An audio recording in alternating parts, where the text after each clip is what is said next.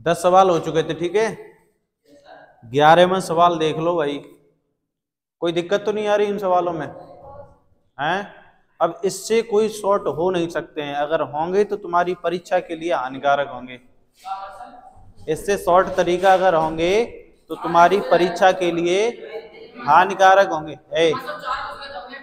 बैठ जाने दे, क्या दिक्कत है।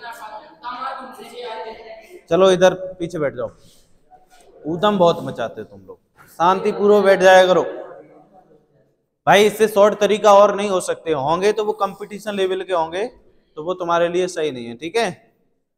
सवाल नंबर है 11, क्या दिया है? 1.4 सेंटीमीटर व्यास वाले कंचों को 7 सेंटीमीटर व्यास वाले बेलनाकार बीकर में डाला जाता है। बीकर में कितने कंचे डाले जाएं कि बीकर के पानी का तल कितना उठ जाए? 5.6 मीटर उठ जाए। जैसे एक बाल्टी होती है पानी से भरी हुई, होती है ना, एक बाल्टी पानी से भरी हुई होती है, उसमें जब हम हाथ डालते हैं आधा भार नहीं हो जाता, जितना हाथ डालोगे उतना पानी बाहर। कहने का मतलब जितना आयतन उसमें तुम डालोगे अंदर उतना आयतन बाहर हो जाता है, यानी उतना पानी बाहर हो जाता है। वही सवाल है ये, तो देख लो। तो कंचे का व्यास यहां लिखो, कंचे का व्यास दे रखा है, ठीक है। क्या दे रखा है? कंचे का व्यास। कंचे का व्यास, इसे हम व्यास का मतलब त्रिज्या का 2 गुना होगा। कितना दिया है? यहां दे रखा है 1.4 सेंटीमीटर। तो यहां से त्रिज्या निकाल लो, 2r बराबर कितना? 1.4, इससे ये कट जाएगा 0.7 बार। तो त्रिज्या का मान कितना आ जाएगा? 0.7 आ जाएगा। और सेंटीमीटर, ये किसकी त्रिज्या आ गई भाई? कंचे की त्रिज्या आ गई, ठीक है। किसकी त्रिज्या आई है? कंचे की त्रिज्या आ गई। उसके बाद उसने बोला है 7 सेंटीमीटर व्यास वाले बेलनाकार बीकर में। अब यहां लिखो बेलन का व्यास, बेलन का व्यास ये भी त्रिज्या का 2 गुना होगा, पर कैपिटल आर मान लेते हैं, ठीक है। त्रिज्या का 2 गुना कितना दिया है? 7 सेंटीमीटर। तो यहां से जैसे ही हम त्रिज्या निकालेंगे तो 7 आ जाएगा, यानी आर का मान 7/2 आ जाएगा, 3.5 सेंटीमीटर आ जाएगा, ठीक है। तो 7/2 लिख सकते हैं। ये आ गया तुम्हारा, ये बेलन की त्रिज्या आ गई, ठीक है। उसके बाद में उसने बोला बीकर में कितने कंचे डाले जाएं। ये बाद की बात है कि बीकर के पानी का तल 5.6 सेंटीमीटर ऊंचा हो जाता है। तो जो ऊपर हो रहा है तो किसका हो रहा है? बेलन की तो ऊंचाई हो रही है। अरे जो ऊपर, तो यहां लिख लो बेलन की ऊंचाई। बेलन की ऊंचाई कितनी उठ रही है ऊपर? 5.6 सेंटीमीटर, इतनी है ना, 5.6 सेंटीमीटर, ठीक है। तो अब डायरेक्ट लिख देते हैं, क्या? कंचों की संख्या बराबर कंचों की संख्या बराबर क्या करोगे? कंचों की संख्या बराबर क्या करोगे? बेलन का आयतन। तो बेलन का आयतन क्या होता है? बेलन का आयतन क्या होता है? पाई आर स्क्वायर एच। बेलन का आयतन क्या होता है? तो यहां लिखो बेलन का आयतन, भाई इसी में तो डालोगे एक कंचे का आयतन। तो बेलन का आयतन अपॉन एक कंचे का आयतन, समझ रहे हो। टोटल पानी में जब एक कंचे का आयतन डालेंगे तो कंचों की संख्या निकल के आ जाएगी, ठीक है भाई। तो यहां से देखो बेलन का आयतन क्या होता है? पाई आर स्क्वायर एच, वो भी क्या? कैपिटल, ठीक है। कैपिटल आर मानी है बेलन की और कैपिटल एच मानी है। एक कंचे का आयतन, तो एक कंचे का आयतन, कंचा कैसा होता है? गोल। क्या होता है? गोल। तो 4/3 पाई आर क्यू, यही होगा, पाई आर क्यू होगा 4/3 पाई आर क्यू। और कंचे में यानी गोले में हाइट नहीं होती है, ठीक है। तो यहां से देखो पाई से तो पाई कट जाएगा, तीसरा पद ऊपर पहुंचेगा तो ये आ जाएगा 3/3 गुणा में आर स्क्वायर और इंटू एच आ जाएगा, अपॉन यहाँ कितना आ जाएगा? 4 गुणा कितना? R Q. तीसरा पद ऊपर पहुंचा दिया, ठीक है। तो 3 गुणा आर का मान, कैपिटल आर का मान कितना है 7/2 है, कितना है, इसका स्क्वायर कर दो इंटू एच, एच कितना है, हाइट कितनी है इसकी 5.6 अपॉन यहाँ दिया है 4 गुणा आर क्यूब, स्मॉल आर का मान है 0.7 गुणा 0.7 गुणा 0.3 बार क्यों लिखा है, क्योंकि क्यूब है, ठीक है। तो ये आ जाएगा 3 गुणा, ये हो जाएगा 49 कितना आ जाएगा 4, तो यहाँ आ जाएगा 5.6 अपॉन यहाँ ये आ जाएगा 4। अब क्या करोगे, 4 से कुछ कट रहा है, इसे ऐसे करके लिख लो, देखो पॉइंट हटाओ, यहाँ 0.7 है, 0.7 है और 0.7, ठीक है। तो यहाँ देखो ये पॉइंट हटाओगे 1 0 नीचे आ जाएगा और ये सब के सब पॉइंट हटाओगे तो 3 0 ऊपर, 1 2 3, एक मान के कितने 0 ऊपर पहुंचेंगे 3, कितने 3, इससे तो ये कट जाएगा, कट जाएगा। तो यहाँ कितना बचेगा, उसके बाद में यहाँ कितना बचेगा, तो यहाँ बच जाएगा 3 गुणा 49/4 और यहाँ आ जाएगा 56 गुणा 100 अपॉन यहाँ आ जाएगा 4 गुणा 7 गुणा 7 गुणा 7, ठीक है। तो देखो 7 अट्ठे 56 कट गए और कट रहे हैं क्या, और 7 सत्ते ये कट गए और 4 से ये कट जाएंगे, 4 दूनी 8 आपस में, ठीक है। अब कितना बचेगा, रुक जाओ, अब यहाँ नीचे नोट कर लो, 2 बच गया और यहाँ कितना आ गया 100 आ गया, ठीक है। यहाँ है 4 गुणा 7, यही बचेगा, 7 से तो 7 कट ही जाएगा, कट जाएगा 7 से 7 और इससे ये कट जाएगा 2 बार और 2 से ये कट जाएगा 50 बार, कितने बार 50 बार।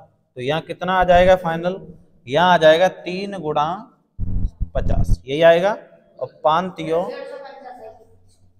150 कंचे आ जाएंगे, कंचों की संख्या कितनी आ जाएगी 150, कितनी आ जाएगी भाई 150। कोई दिक्कत, ठीक है, कैलकुलेशन में कोई दिक्कत तो नहीं है। कुछ नहीं था इस सवाल में, कंचे का व्यास दे रखा है, यानी जिस चीज को हम डालेंगे उसका व्यास दिया है 1.4, तो यहां से त्रिज्या निकाल लेते हैं, ठीक है, त्रिज्या निकाल देंगे, जो व्यास है उसको क्या कर देते हैं आधा कर देते हैं, तो कंचे का व्यास आ गया। बेलन का व्यास कितना दिया है 7, तो बेलन की त्रिज्या निकाल ले 7/2 यानी 3.5, ठीक है। फिर बेलन की ऊंचाई उसने कहा है जैसे ही जैसे हम कंचा उसमें डालेंगे, जैसे ही जैसे गड्ढे में कौवा जो होता है, हाँ, जो कंकड़ डालेगा तो पानी का स्तर ऊपर बढ़ने लगेगा, तो वही बेलन की ऊंचाई है 5.6 सेंटीमीटर, ठीक है।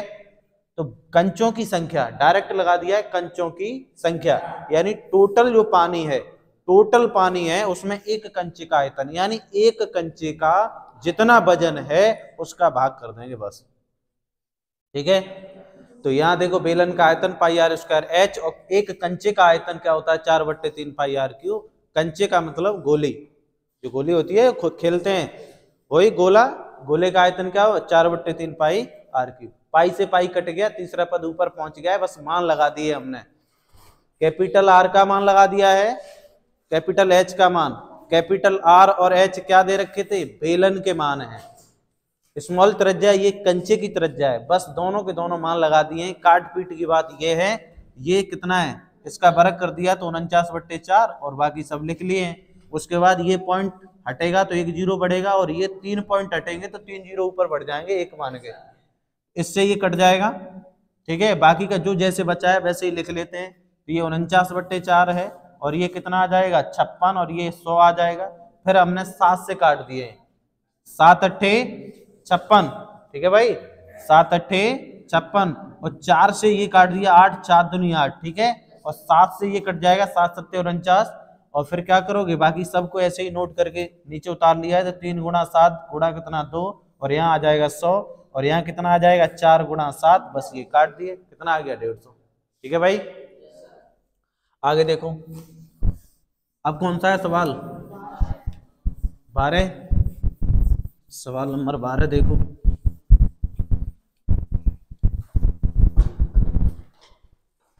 सवाल नंबर 12 में दिया है एक आयताकार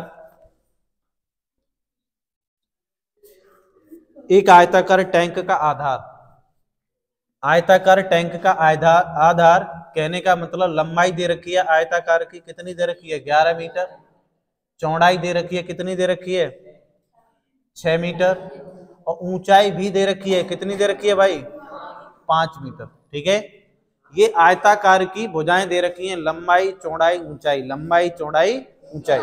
ठीक है, उसके बाद उसने क्या बोला है ऊंचाई तक पानी भरा है, यानी इसमें 5 मीटर ऊंचाई तक क्या भरा है पानी। स्विमिंग पूल देखा है ना, स्विमिंग पूल देखा है ना, स्विमिंग पूल में लंबाई भी होती है चौड़ाई भी होती है और नीचे से लेके ऊपर तक पानी जो भरा होता है, ठीक है, वही 5 मीटर तक ऊंचाई है। उसके बाद में उसने बोला यदि पानी की त्रिज्या 3.5 मीटर के बेलनाकार टैंक में स्थानांतरित कर दी जाती है, वो पानी उठा के किसी बेलन में डालना है। क्या करना है, जो पानी है ये पानी उठा के किसी बेलन में डालोगे तो बेलन की त्रिज्या दे रखी है 3.5 सेंटीमीटर, यहां लिख लो। तब बेलन की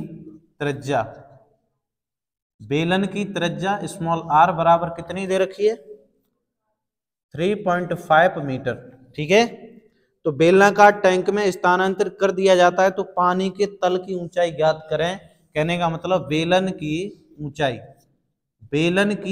निकालनी है। क्या निकालनी है, बेलन की ऊंचाई निकालनी है। ठीक है, ये पानी हम उठा के एक बेलन बीकर में डाल रहे हैं तो त्रिज्या 3.5 मीटर है, तो ऊंचाई ज्ञात करनी है। तो हमें ये बताओ आयताकार का आयतन और बेलन का आयतन बराबर होगा या नहीं होगा। तो यहां लिख दो, यहां लिखो तो आयताकार का आयतन, भाई आयतन दोनों बराबर होंगे, आयताकार का आयतन बराबर बेलन का, भाई पानी तो उतना ही फिक्स है ना, भाई पानी उतना ही है, दोनों का आयतन सेम होगा क्योंकि पानी उतना है। तो आयताकार बेलन का आयतन क्या होता है, लंबाई गुणा चौड़ाई गुणा ऊंचाई बराबर बेलन का आयतन अभी लगाया पाई आर स्क्वायर एच। ठीक है, ये मत भूल जाने, ये सूत्र इंपोर्टेंट है इसमें। ठीक है, छोटी आर है तो छोटी बना देते हैं, ये इंपोर्टेंट सूत्र है, अगर ये भूल गए तो पूरा सवाल तुम भूल गए ऐसे मान के चलो। ठीक है, तो यहाँ लंबाई कितनी दे रखी है 11, चौड़ाई कितनी है 6, ऊंचाई कितनी है 5, पाई का मान लगा दो, इसमें दिया तो है नहीं तो 22/5 ही लगा दें, 22/7। ठीक है, 22/5 नहीं 22/7। आर का मान कितना है 3.5 गुणा 3.5 गुणा में एच, बस ये एच ही तो निकालना है।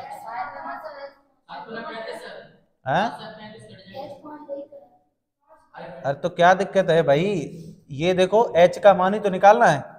तो 7 पंजे 0.5, ये कट गया, 11 से ये काट लो, 11 दूनी 22, 2 से काट लो 2 तियो 6, तो यहाँ लिखो फिर 3 गुणा कितना आ जाएगा 5 बराबर, यहाँ कितना होगा 3.5 और यहाँ 0.5 गुणा में क्या है h, यही तो है। तो 5 से काट लो, 5 सत्ते ये कट गया, 5 सत्ते 35, अब ये कटेगा नहीं तो यहाँ लिख लो 3 बराबर 0.7 गुणा 0.5 और ये आ जाएगा 7 पंजे 35, तो 3 ये नीचे आ जाएंगे। ठीक है, तो 7 पंजे 35, के अंक बाद पॉइंट 2 अंक बाद, 7 पंजे 35, के अंक बाद पॉइंट 1 2 2 अंक बाद पॉइंट हटाओ ऊपर बढ़ा दो 2 0, तो यहाँ आ जाएगी हाइट। तो 5 से काटना चाहो तो काट सकते हैं, हाइट बराबर कितनी आ जाएगी, यहाँ आ जाएगी 3 गुणा कितना 100 अपॉन ये आ जाएगा 5 से काट लो या 3 से नहीं कटेगा, 5 से कटेगा, 5 दूनी 10 और 5 सत्ते 35, तो हाइट आ जाएगी कितनी 7। तो यहाँ इन्हें ऐसे लिख लो 60/7, भाग देना चाहो तो दे सकते हो। ठीक है, भाग दे दो कोई दिक्कत नहीं, ये हाइट आ गई। ठीक है, हाँ क्या हो गया, अरे बेलन की ऊंचाई निकालनी थी भाई, स्मॉल एच, एच बराबर 5। अच्छा, तो इसे कैपिटल मान लो, क्या दिक्कत है, ले क्योंकि एच उसने दे रखी है, ले भाई, ठीक है। तो यहाँ इस कैपिटल मान सकते हैं, क्या दिक्कत है, दोनों सेम ना हो, ठीक है, तो कैपिटल बना लो। अब कोई दिक्कत, तो यहाँ भी कैपिटल आ जाएगी, ठीक। अब सही है, कोई दिक्कत किसी को, नोट करो फटाफट। इधर देखो, सवाल नंबर 13, सवाल नंबर 13 है, पर इंपोर्टेंट है भाई। देखो इधर देख लो, एक बेलनाकार भवन के ऊपर एक अर्धगोला गुंबद है और उसमें उपस्थित हवा का आयतन इतना दिया है घन मीटर। यदि गुंबद का आंतरिक व्यास भवन की कुल ऊंचाई के बराबर हो तो भवन की ऊंचाई ज्ञात करें। तो सबसे पहले इसका चित्र बनाते हैं, एक बेलनाकार बना लेते हैं, लास्ट है, शांत रहो। एक बेलनाकार है और उसके ऊपर क्या है भाई, गुंबद है, ठीक है, ये बना लिया। उसके ऊपर क्या है, गुंबद है, वो भी किसके टाइप का है, अर्धगोले टाइप का है, अर्धगोला टाइप का है गुंबद, ठीक है, ऐसे करके है गुंबद है, ठीक है भाई। इसने ये बोला है एक बेलनाकार भवन के ऊपर अर्धगोलाकार गुंबद है, तो ये अर्धगोलाकार हमने गुंबद रख दिया और उसमें उपस्थित हवा का आयतन यानी टोटल आयतन। अब इसमें हवा का आयतन यानी टोटल आयतन दे रखा है 41/19/21 घन मीटर। तो यदि गुंबद का आंतरिक व्यास भवन की कुल ऊंचाई के बराबर है, सुनो, इस गुंबद का आंतरिक व्यास ये, तो ये क्या है, व्यास क्या मान लेते हैं, ये त्रिज्या और ये त्रिज्या, इस गुंबद का आंतरिक व्यास इस भवन की कुल ऊंचाई के बराबर है, ऐसा उसने बोल दिया है। समझ गए, ये लाइन है बस इसमें पकड़ने के लिए। भवन में कुल व्यास जो है इसकी कुल ऊंचाई के बराबर है, ठीक है। तो सुनो इधर, तो यहां आ जाएगा व्यास, तो व्यास कितना दिया है 2r, और त्रिज्या की बात की जाएगी तो त्रिज्या क्या आ जाएगी, सिंगल r, यही तो आएगी त्रिज्या। तो यहां से लेके ये क्या है, त्रिज्या यहां तक है या नहीं है, तो यहां से लेके यहां तक भी त्रिज्या होगी या नहीं होगी, क्योंकि ये भी ऊपर अर्धगोला है, यहाँ केंद्र से लेके परिधि तक की दूरी त्रिज्या है, तो केंद्र से लेके परिधि तक की दूरी होगी त्रिज्या, होगी या नहीं होगी। उसके बाद में देखो, तो यहां से लिख सकते हो क्या, त्रिज्या क्या है, त्रिज्या दोनों के लिए समान है। अब यहां से बात यह है कि बेलन की ऊंचाई, बेलन की ऊंचाई, बेलन की ऊंचाई कैसे निकालोगे, बेलन की ऊंचाई टोटल ऊंचाई में से ये अर्धगोले की ऊपर वाली ऊंचाई घटा देते हैं, एच, वो क्या नाम है, आर, ठीक है। तो यहां से टोटल जो ऊंचाई है उसमें से अर्धगोले की त्रिज्या को घटा देते हैं, आर, तो एच बराबर क्या आ जाएगा, आर, एच बराबर क्या आ जाएगा, आर। समझ गए, यहां से ये निकाल लिया। अब लिखो, ठीक है, ये ऊंचाई आ जाएगी कितनी, चाहो तो ऐसे करके दर्शा सकते हो उसे, ऐसे करके ये कितनी आ जाएगी, एच बराबर आर, ठीक है ना। अब यहां लिखो कुल आयतन बराबर कुल आयतन बराबर कुल आयतन, तो बेलन का आयतन, बेलन का आयतन क्या होता है, पाई आर स्क्वायर एच, प्लस अर्धगोले का आयतन क्या होता है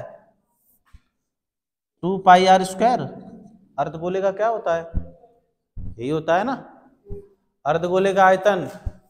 देखो आयतन 2/3 होगा, 2/3 पाई आर क्यू होगा, ठीक है। आयतन आयतन आयतन, अर्धगोले का आयतन, बेलन का आयतन, तो अर्धगोले का आयतन 2/3 पाई आर क्यू हो जाएगा, ठीक है। उसके बाद बेलन का आयतन पाई आर स्क्वायर एच हो जाएगा, ठीक है, पाई आर स्क्वायर एच है बेलन का, अर्धगोले का क्या है 2/3 पाई आर क्यू। देखो उसमें अर्धगोले का, पूरे गोले का क्या होता है 4/3 पाई आर क्यू होता है।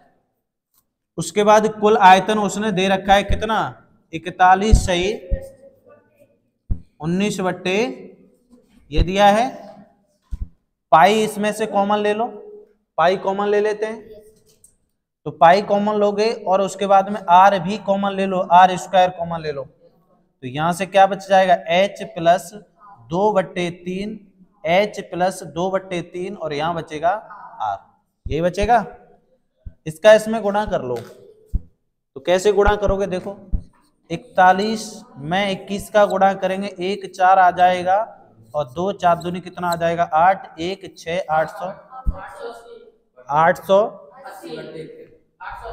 880 नहीं, 80 नहीं आएगा। हाँ तो ये 19 और जोड़ दो तो कितना हो जाएगा 7 और 1 880 आ जाएगा। कितना आ जाएगा, तो ये 880 बट्टे कितना आ जाएगा 21 बराबर। यहाँ पाई दिया है, आर स्क्वायर है, एच की जगह क्या लगाओगे आर, क्या लगाओगे प्लस 2/3 और ये भी आर है, ठीक है। अब दोनों में से देखो आर कॉमन आ रहा है, क्या कॉमन आ रहा है, तो ये आ जाएगा 880 अपन कितना आ जाएगा 21, ठीक है। और यहाँ पाई आर स्क्वायर और आर और कॉमन आ रहा है तो आर, तो यहाँ 1 प्लस 2 कितना बचेगा 3, यही बचेगा। उसके बाद में यहाँ देखो तो यहाँ कितना आ जाएगा 880 अपन कितना हो जाएगा 21। उसके बाद में ये आ जाएगा पाई आर स्क्वायर, पाई का मान लगा दो 22/7 और ये हो जाएगा आर क्यूब, कितना हो जाएगा, पाई का मान लगा दिया 22/7, आर क्यूब हो जाएगा 3 और 2 5, इसका एलसीएम लोगे 3 2 5, 5 बट्टे कितना हो जाएगा 3, कितना आ जाएगा 5/3। अरे ऐसे सॉल्व करोगे एक मान के एलसीएम आ जाएगा 3 और इधर इसका गुणा करोगे तो कितना 5/3 आ जाएगा, ठीक है। कुछ कट रहा है 5 से कट जाएगा, या देखो 11 से कट रहा है, 11 दूनी 11 अट्ठे 88 होते हैं, 2 बार कटेगा। उसके बाद कुछ और कट रहा है तो 2 से और कट जाएगा, ये 40 बार कट गया, 2 दूनी 4 और 5 से ये कट जाएगा 8 बार कट रहा है, तो यहाँ क्या बचेगा 8/21 आ जाएगा बराबर में।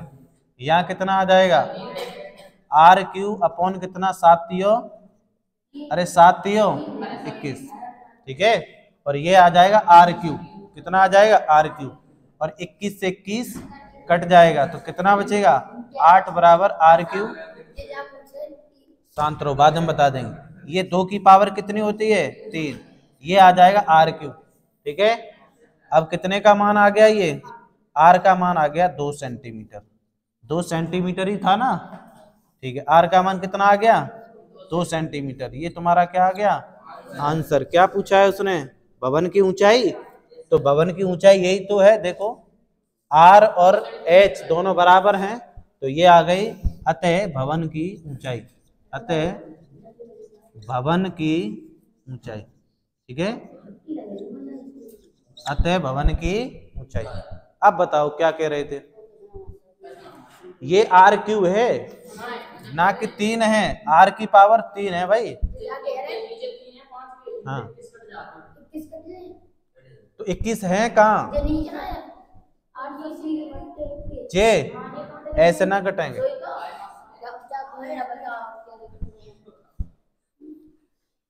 ठीक है, ला नोट करो फटाफट। प्रश्नावली तुम्हारी समाप्त हो गई है, ठीक है। और कोई दिक्कत आई हो इन सवालों में तो बताओ, थोड़ा टाइम तो लग गया पर सवाल भी तो इम्पोर्टेंट हैं, ठीक है। कुछ ज्यादा विस्तार से तो नहीं करवाए हमने, ठीक है, मीडियम करवाए हैं, न ज्यादा लेंथी है न ज्यादा शॉर्ट है, ठीक है। और ऐसे ही तुम बोर्ड में करके आना, नंबर मिलेंगे पूरे, ठीक है। और जरा से भी अगर तुमने कहीं गलती कर दी तो नंबर भी पूरे ही कटेंगे, समझ रहे हो, ये मैथ का रूल है, थोड़े बहुत दे देते हैं।